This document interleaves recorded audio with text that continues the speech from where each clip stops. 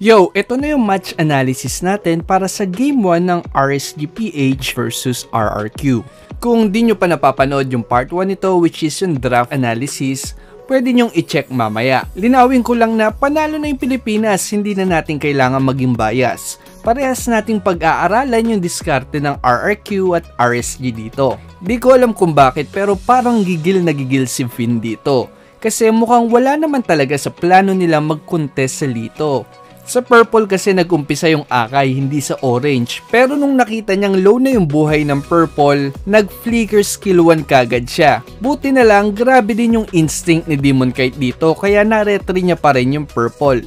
At dahil ginamit niya papasok yung flicker, mapapunish talaga siya dito. Pero ito naman yung kagandahan pag may comms kayo, kasi kahit na-punish si Grak, nasabi niya naman sa mga kakampi niya na nag-retry na si Demon Kite. Kaya kahit wala sa plano, nakuha na ni Aka yung Lito kasi may retry pa siya, si Demon Kite wala na. First blood para sa RSG. Lipat na tayo sa first turtle take. Dito natin makikita kung gaano ka-hassle kalaban si Eve. Lalo na para sa mga malalambot na jungler. Tignan nyo, lumapit lang ng konti si Demon Kite dito pero na-punish na siya kagad dahil sa lagkit ng slow nito. Para sa turtle, half HP on this turtle. At take note, skill 2 pa lang yan. Ang ganda din ang gagawin ni Akay dito dahil tinarget na nun Dairot yung Lance, himbis na tumulong mag-secure ng kill, hinarangan na lang niya yung mga pwedeng bumack up dito. Tulad nung sinabi ko dun sa analysis natin tungkol sa Akay ni Wise, dapat alam mo at mag-stick kayo sa role nyo. Dahil dito nakakuha sila ng 1-for-1 trade plus turtle in favor of RRQ. Kasi roamer yung nakatrade ng jungler. Lipat na tayo sa second turtle. Antulin mag-regroup ng RRQ dito kasi galing sa base, si R7 dumiretso kagad sa turtle. Hindi na siya nag-clear ng wave. Kaya papwesto pa lang si Light na burst na kagad nila. Wala na. Idolo niya na sarili niya. Idolo na niya sarili niya at hindi ibig sabihin nun hindi siya humble. Ang ibig sabihin lang nun ay confident siya. Si dahil dyan, hindi na makakalaban yung RSG dito kasi kulang na sila sa tao. Ang turtle. This time around, this is a 3v4 Santi. Ibibigay ata nila to. Oo, medyo malayo-layo pa si Eman and sobrang bilis kumuha dito ng objectives ni Albert. Dito, ang ganda ng basa ng rotation ng RSG. Tignan nyo, nag-fast clear yung Eve at Grak sa mid. Kaya feeling ko, sinabi kagad to ni Aqua sa mga kakampi niya kasi ibig sabihin lang nito magro-rotate yung RRQ. Tignan nyo si Light at Eman, inabangan kagad yung Grak sa damo. Alam mong basang-basa ng RSG yung rotation na to kasi hindi pa nakakapasok sa damo si Vin na ultihan na kagad ni Xavier. Tapos, diretso layering na kagad ng skill. Ulti ni Light para sa CC tapos ibe-burst na ni Eman. Kaso, ang hassle talagang kalaban ng Eve kasi tignan nyo naman, mapapatay pa si Eman dito. Kaya sa mga mid laner dyan, abusuhin nyo na kagad si Eve hanggat hindi pa nananerf. Sa mga ginugulpi naman ng Eve dyan, pwede nyong i-consider yung sprint para sa slow immunity. Lipat na tayo sa third turtle dahil nakuha ng RRQ yung first at second turtle tapos namatay pa si Demon Kite kanina, nag-up talaga siya sa level para sa third turtle. Dahil dyan, mas malakas na ngayon yung damage ng retry ni Albert kesa sa kanya kaya himbis na mag-contest, hindi na ipipilit ni Demon Kite yung turtle, makikipag-trade na lang siya ng kill sa opposite lane. Which is sa XP lane. Tignan nyo, sulit na sulit din yung ulti ni Xavier sa laban na to. Yung medyo nasaktan doon pero sabi ni Nats, itabi mo. Tapos, tignan nyo yung ginagawa ni Light dito. Akala nyo nagpapakit lang siya dyan, pero pressure yan para sa jungler ng kalaban para ma-force yung pag-retry. Pag hindi kasi nag-retry si Albert dyan, delikado sa invade yung purple nila. Kasi mas mataas nga yung damage ng retry ni Albert kesa sa retry ni Demon Kite. Tumulong na din si Eman sa pressure kaya napa-retry talaga si Albert dito. Sipatin mo na tong idol. Lipat na tayo sa First Lord. Makikita na naman natin dito kung gaano nakakairitang kalaban si Eve. Tingnan nyo naman, nag-flicker na si Eman dito pero na-immobilize pa rin siya kaya naabot siya ng harang ni Grak. Dahil wala ng gold laner yung RSG dito, kukunin na ng RRQ yung Lord. Lipat na tayo sa next Lord. Take note natin yung ginawa ni Aqua dito. Nag-ulti siya para ma-check yung dalawang bush na yan. Kasi nagkakaroon ng vision yung ulti ni Xavier pag may tinatamaan na hero. Kaya bukod sa na-poke niya na si Skylar, may idea na sila kagad sa location nito. Pero ang ganda ng box out ng RRQ dito kaya binigay na lang din nila kagad yung Lord. Dito naman sa third Lord, maganda din yung naging Lord Dance ng RRQ dito. Ginawa nila yung ginagawa lagi ng Blacklist. Papatunugin nila yung Lord tapos may isang mag-a-apply ng pressure sa opposite lane. Bukod pa doon, tignan nyo, bigla sila magko-call ng Lord Burst dito kahit na wala pa si R7. Nagtataka ka ba kung bakit? Nakuha na kasi nila yung information na kailangan nila dito.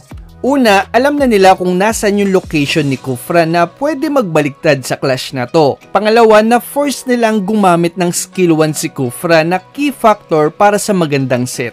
At pangatlo, alam nilang wala pang flicker si Kufra para sa ulti flicker combo.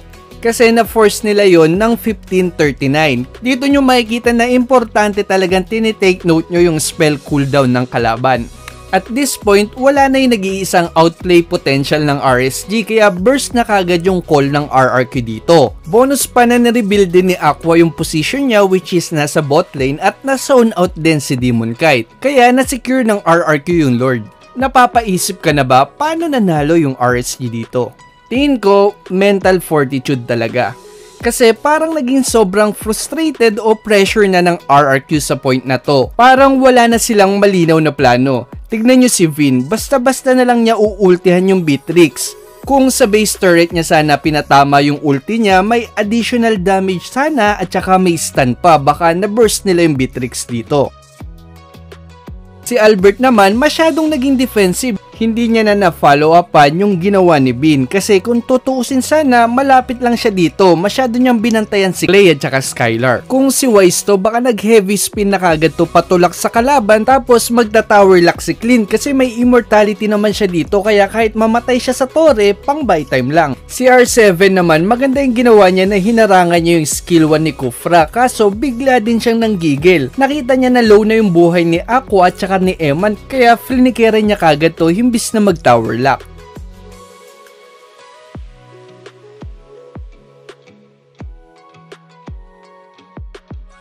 Tapos si Skylar naman parang masyadong natakot kay Esme kahit na hindi naman siya yung target ni Esme at kaya nga hindi umalis si Albert sa tabi niya ay para i-protect sila ni Eve. Ang nangyari tuloy, napaskill to siya papunta kay Demon Kite.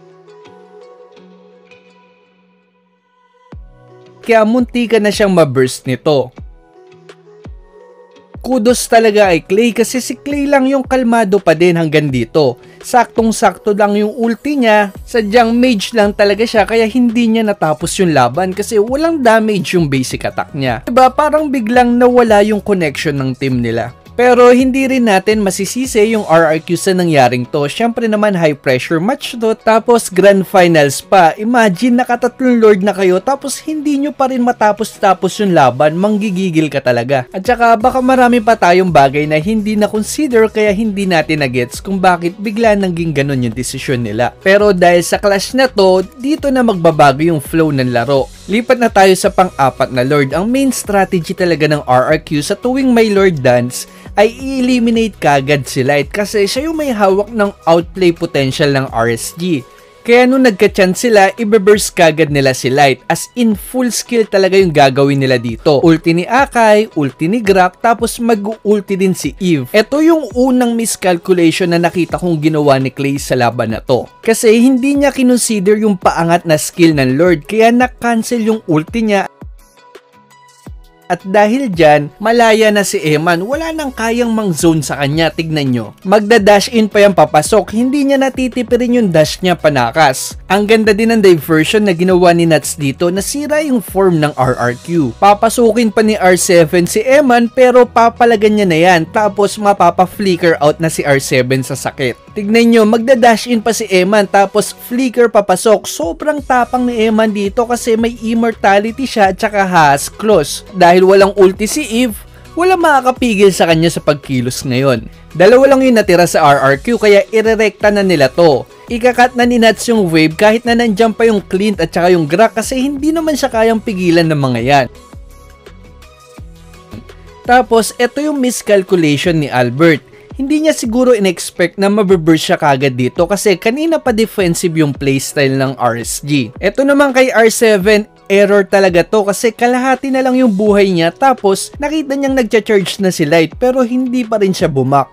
Nagets ko na dinidelay niya yung minions pero nandyan naman kasi si Clay, naka-ulti pa siya dito. Tapos pabuhay na din yung Grak para sana bumack up. Namatay tuloy siya, magkaka-Lord pa naman. Nahirapan na tuloy silang pumesto sa Lord. Ang ganda din ng pwesto ni Light at saka Nuts dito. Lahat ng possible entry point na cover nila. Kaya hindi talaga makakalaban yung RRQ dito. Wala ng Lord. Nuts, nagtatapang na. Kahapon R7 idol kita. Pero ako ngayon ang magiging idol mo. Ako si Nuts, ang pinakamalakas na XP laner ng mundo. At dahil sa Lord na to, tabla na yung laban. Base turret na lang laban sa base turret. Lipat na tayo sa last Lord.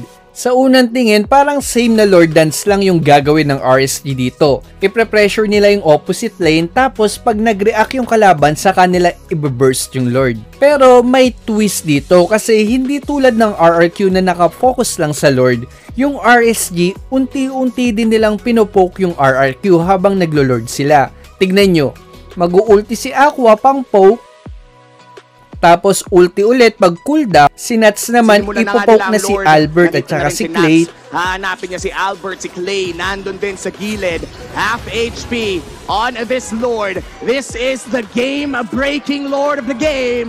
Kulang pa. Tapos, a-advance na din si Eman para i-poke yung mga lalapit dito. Saka naman mag-ulti ulit si Aqua pag cooldown. Kaya tignan nyo, nung nag-go na yung RRQ, bawas na yung buhay nila. At cooldown na din yung mga Athena shield nila. Kaya ang ending, pagkatapos mag-Lord, winalis na lang sila ng RSG dito. Pasok with a puncture! Thorn Rose, may immortality pa naman! At hindi pa nga tapos, Real-World Manipulation, makakancel na, Phantom Extinction palayo, wala na si Albert!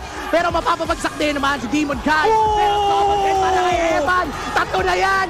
Clay, mag-isa ka na lang! Clay! Ano gagawin mo? Clay! Clay, ano na? Uwe! Clay, mag-isa ka na lang! Iniwan ka ng mga tropa mo! Nagtagu-taguan kayo! Yung mga kalaro mo, nagsiuwian na! Nakapare NBA! Yun na lang muna sa ngayon. Salamat sa panonood. Sila! Intro Boys! RSG! GG! RSG!